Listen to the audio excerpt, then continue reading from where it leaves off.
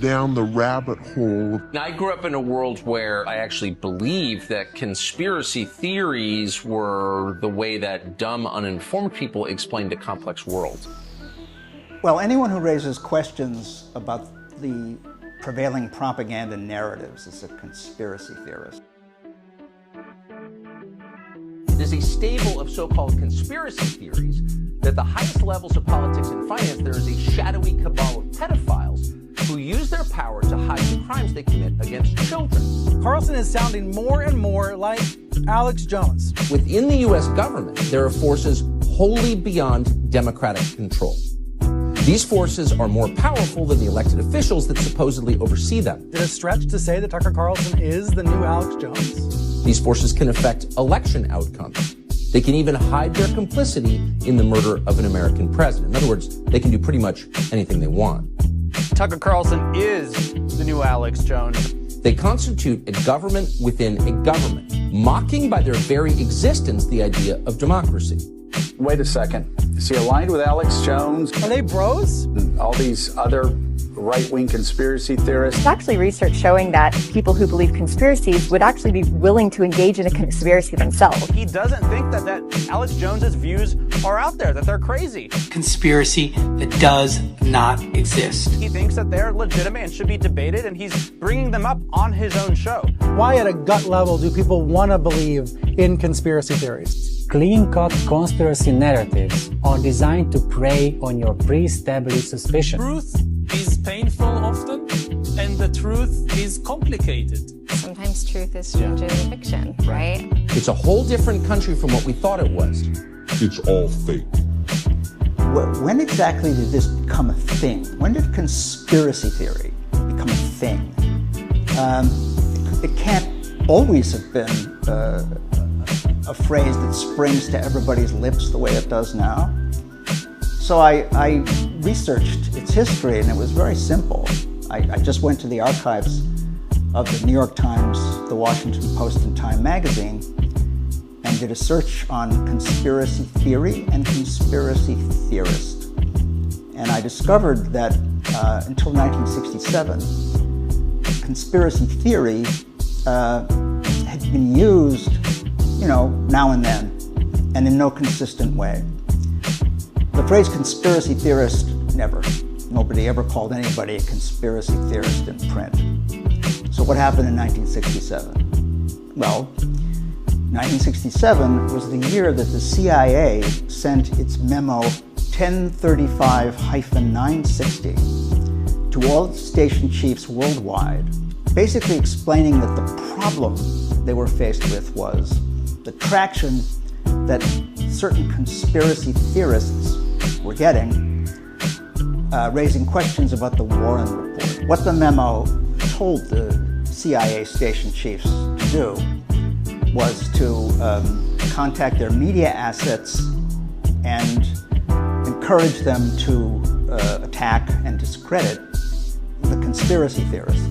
The memo actually uses that phrase. The conspiracy theorists in question, these people like Mark Lane and Edward J. Epstein and others who had written books raising perfectly rational questions about the Warren Report. The memo recommended, for example, arguing that a conspiracy of this magnitude could not have been kept secret, okay?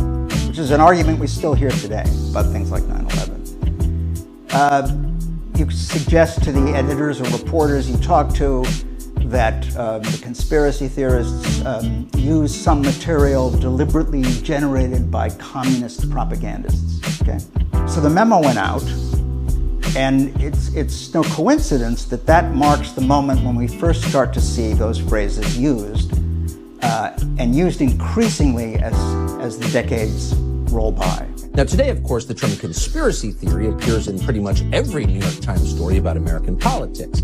It's wielded, now as then, as a weapon against anyone who asks questions the government doesn't feel like answering.